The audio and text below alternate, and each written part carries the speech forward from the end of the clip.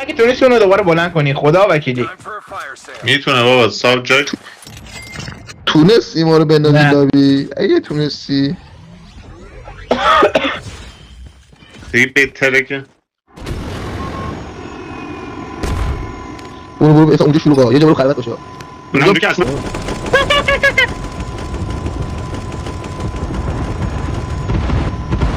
خنده دار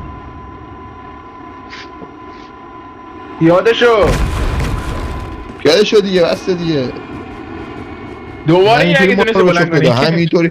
همینطوری اینجا تو ول کرد رو ما. اینجا چه میدارم ما 1 2 اومدیم راحت باش، اسم راحت باش. منظورش که مردی هم بدره.